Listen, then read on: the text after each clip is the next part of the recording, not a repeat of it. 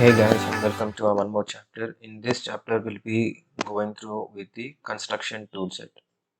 So in construction toolset, so first we have a tape measurement tool. For that, we will need a model where we can use it to show measurements.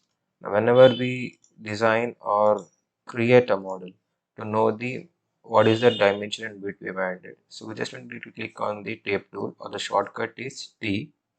So if you click from one point to the another point, like the starting point to end point, you can see here we have the measurement bar where you can see what is the width of the model.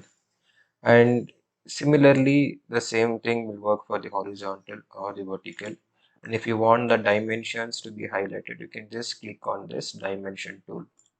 So it's the similar way as a tape tool. You have to click from one point to the another point and just drag it. So you can see here it is showing in feet. So this depends on what units you set. So if you don't know how to set the units, check on the link below in the description on how to set units for your design template.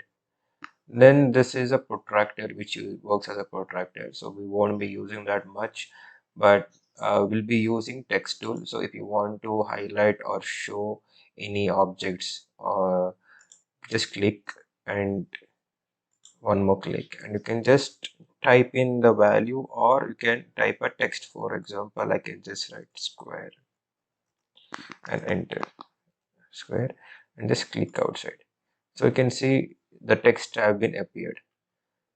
So similarly, you can do on any faces. So as per you require. Then we have this access. So I recommend not to use this because already the access has been set default by the SketchUp template itself. Then you have a 3D text. So this is used to highlight a room or a design or any objects. You can just enter, for example, I'll just add square. So you can choose the fonts here. So for example, just take one random font and you can choose the alignment left, right, or center. So I'm using center and the height. And this is what happens from extrude and fill. I'll just show you. So now we have both the things filled on ticked, both the things ticked on.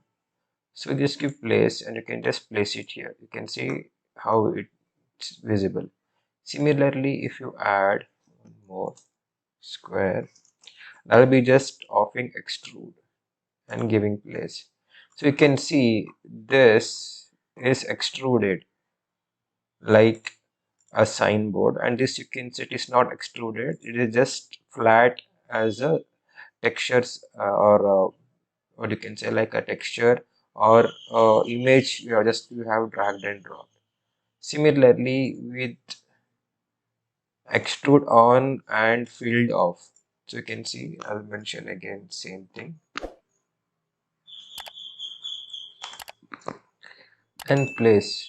So now you can see this here only outline is visible, there is nothing filled in. So you can see, I'll just try to get it out. You can see it is see-through, so there is nothing filled in. But in this it doesn't have any extrude like the first image, but you can see it has the layers have been filled.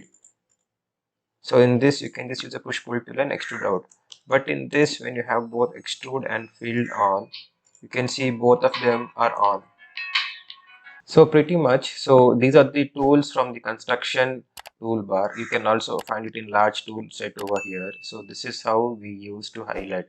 So more in depth using these tools for interior projects will be shown in the coming up series. So